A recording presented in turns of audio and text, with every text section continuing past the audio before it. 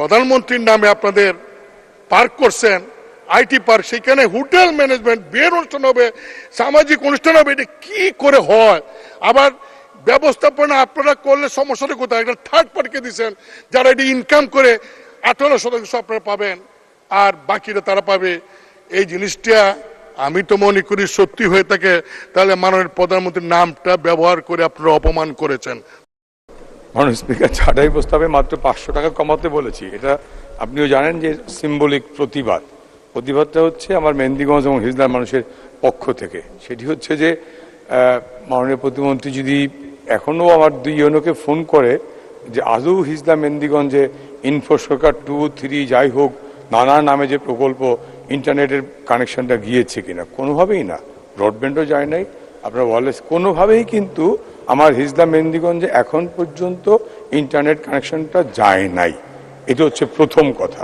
আমরা অর্থ বরাদ্দ দিচ্ছেন, 1000 কোটি টাকা নিচ্ছেন, কাজ করছি, শেখ রাসেল ডিজিটাল ল্যাব হচ্ছে, কাজ যে হচ্ছে না তা না, কিন্তু দোয়েলের বাক্স খুললে যদি চাইনিজ কম্পিউটার পাওয়া যায় এবং সেই কারণে বন্ধ করতে হয়, তাহলে এটা কি অপচয় না দুর্নীতি? তারপরে ব্যবস্থাটা কে নিলেন পার্লামেন্ট জানতে চায়।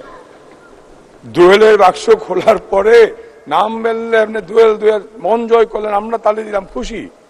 আপনি গিয়ে খুললেন মাননীয় মন্ত্রী, দেখলেন চাইনিজ পচা মাল, বন্ধ করে দিলেন। শেখ রাসেল ডিজিটাল নামে যে কম্পিউটারগুলো দিয়েছেন আদৌ কি কাজ হচ্ছে না জং পড়ে গেছে? জিজ্ঞেস করেন 350 এমপিকে। আপনিও যান মাননীয় স্পিকার, আপনার কনস্টিটুয়েন্সিতে খোঁজ নেন। ডাক বিভাগের আধুনিকায়নের নামে পত্রিকায় আপনিও পড়েছেন, আমিও পড়েছি, দুর্নীতির প্রমাণ মিলেছে ডাক বিভাগের ডিজি ছুটিতে। ব্যবস্থা কি? কথাটা হচ্ছে যে এই বিষয়গুলো যদি অ্যাড্রেস করতে না পারি, মাননীয় প্রধানমন্ত্রী সারাদিন দুর্নীতির বিরুদ্ধে জিরো টলারেন্স ঘোষণা করছেন, আমরা দেখছি।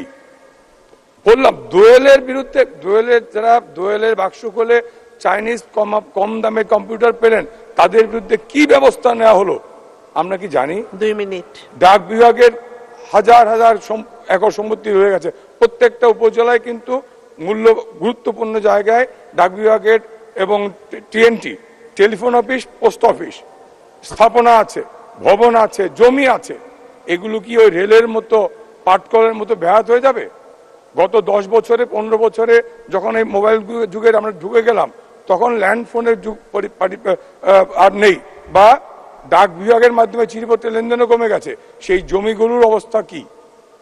টিএনটি এবং পোস্ট অফিসের জমিগুলো যেন রেলের মতো অথবা পাটকলের মতো ওই বেহাত না হয়ে যায়, সেগুলোকে যত্নআত্তি করে রাখা অথবা একটা সরকারি নিয়ন্ত্রণে নিয়ে আসা।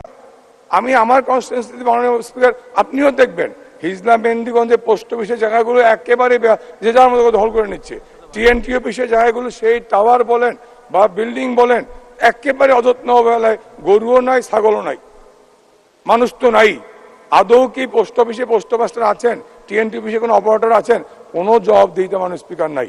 কাজেই উনি বরাদ্দ চাচ্ছেন, সংখ্যাগরিষ্ঠতার জোরে পাশও হয়ে যাবে, কিন্তু এই যে সরকারি অর্থের অপচয়, দুর্নীতি, তার বিরুদ্ধে যদি ব্যবস্থা না নেওয়া হয়, শুধু সংখ্যাগরিষ্ঠতার জোরে যদি আমরা বরাদ্দ দিয়েই দেই, তাহলে সরকারি অর্থের, জনগণের অর্থের লুটপাট হচ্ছে। মাননীয় স্পিকার, আমি সে কারণেই বলেছি 500 টাকা কমিয়ে এই প্রতিবাদটা জানালাম।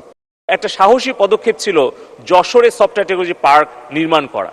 এখানে কিন্তু 4টা কম্পোনেন্ট আছে মাননীয় স্পিকার। একটা হচ্ছে সফটওয়্যার টেকনোলজি পার্ক, 12 তলা বিশিষ্ট, 2,32,000 স্কোয়ার ফিট, যেখানে আমাদের একটা ফ্লোর আছে স্টার্ট আপ, আরেকটা ফ্লোর আছে প্লাগ অ্যান্ড প্লে, যেটা সরকার পরিচালনা করে, বিনা পয়সায় স্টার্ট আপদেরকে সেখানে প্রশিক্ষণ এবং ইনকিউবেশনের ব্যবস্থা করা হয়। আর বাকি যে ফ্লোরগুলো আছে সেগুলো আমরা এটা যাতে চলমান থাকে, যাতে লোকসান না হয়, তার জন্য আমরা একটা থার্ড পার্টিকে প্রপার্টি ম্যানেজমেন্ট কোম্পানি পিএমসি নিয়োগ দিয়েছি। এর জন্য তো মাননীয় স্পিকার, মাননীয় সংসদ সদস্যর প্রশংসা করা উচিত যে আমরা একটা স্মার্ট অ্যাপ্রোচ নিয়েছি।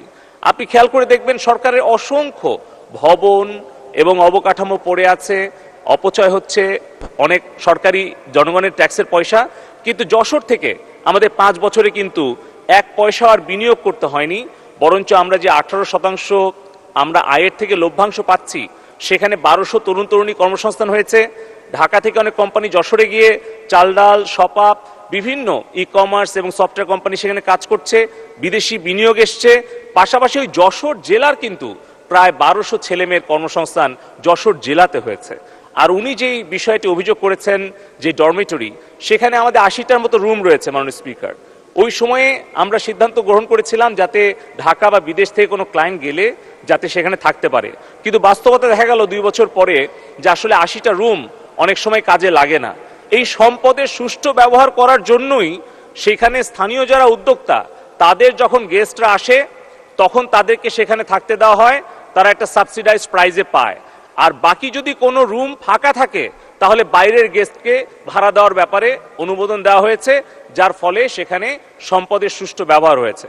যেখানে মিলনায়তন রয়েছে, রেস্টুরেন্ট রয়েছে, কনভেনশন হল রয়েছে, সেটাও একই রকম ভাবে ওই সফটওয়্যার টেকনোলজি পার্কের প্রয়োজনের অতিরিক্ত যদি প্রয়োজন হয় তখন বাহিরে ভাড়া দেওয়ার ব্যাপারে সিদ্ধান্ত হয়েছে। আর চতুর্থ কম্পোনেন্ট হচ্ছে আমাদের ওখানে ডেটা সেন্টার স্থাপন করা হয়েছে। শেষ করুন। তো মাননীয় স্পিকার, আমি অনুরোধ করব যে এই তথ্যগুলো যেন আসলে সঠিকভাবে বিশ্লেষণ করে তারপরে এই বিষয়ে সমালোচনা করা হয়, কারণ আমরা সারা বাংলাদেশে 12টি software technology park, high tech park এই মুহূর্তে আমরা চলমান করতে পেরেছি, যেখানে সরাসরি 16,000 তরুণ তরুণী কর্মসংস্থান হয়েছে এবং ডিজিটাল বাংলাদেশের কল্যাণে 20 লক্ষ তরুণ তরুণী কর্মসংস্থান হয়েছে।